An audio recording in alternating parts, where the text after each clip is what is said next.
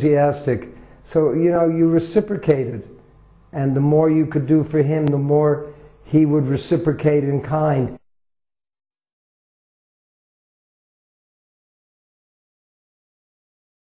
That's the lot. 3 carts are being built in that lot. This is where Srila Prabhupada came to visit the Rath Yatra cart. And he amazed all the devotees. He just laid out flat on the dirt and paid his obeisances to the Rath Yatra cart. And he said, the Rath is as good as the deity. You can see Jayananda and Narayana there. Here it is, the moment of truth, actually. You see, we're pulling the Rath Yatra cars out into the street, more or less in front of the temple on 518 Frederick Street. I'm in the middle of all of this because I figure if anyone's going to get squashed, I'm the designer and architect, I should be the one to get squashed. When we had finally built them and realized how massive they were, we were scared stiff as to what would happen when we took them off the blocks and started rolling them down the hill. We thought they would continue to roll and go right through the temple door and out the back and down into the bay. I might add, it had no brakes whatsoever, and therefore if it had gotten away, it would have gotten away. What we did with the paint was we used natural earth pigments. I took deep tone latex base and mixed the pigments with water and had it shaken up at the paint place.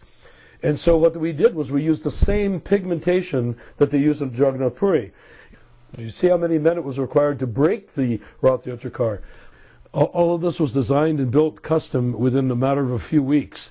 I think we had about 6 or 8 weeks in which we built everything from scratch. And we were able to acquire lumber. We spent very little cash for lumber. Most of it was acquired from donation and wood that was left inadvertently lying around. Srila Prabhupada sent Nº2 up to design the carts. And I remember one meeting that Nº2 was walking around the room holding his head, you know, and Srila Prabhupada said, what was the matter? Because you could see Nº2 was in anxiety. And he told Srila Prabhupada that he needed special empowerment. He felt he needed a special empowerment in order to do these carts. And he told Prabhupada it had to come in a name. So Prabhupada told him, all right, then for this, now you have become Vishwakarma, the architect of the universe. And Narayan lit up, and that was all he needed to get his inspiration for figuring out how to, you know, how to build all the 3 carts, because he had to invent the scopes for the domes coming down. The tops were designed so that the whole Rath Yatra car could slip under a 15-foot high overpass.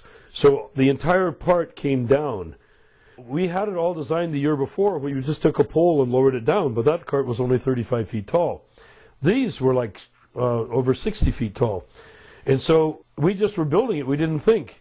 And then Srila Prabhupada was in Los Angeles. He happened to talk to Tamal and said, and how is the lowering mechanism going to be used, designed? And Tamal said, oh, Narayan is working on that. He knows all about it. He's a genius engineer. He can do it, you know. So Srila Prabhupada said to Tamal, so who is checking on Narayan? And Tamal said, oh, you don't have to check on Narayan. He knows what he's doing. And Prabhupada said, why not ask? So Tamal phoned up. He said, I hate to ask you this, you know, I mean, it's so silly, but how are you doing the mechanism? How is it raising up? And we said, well, we're just,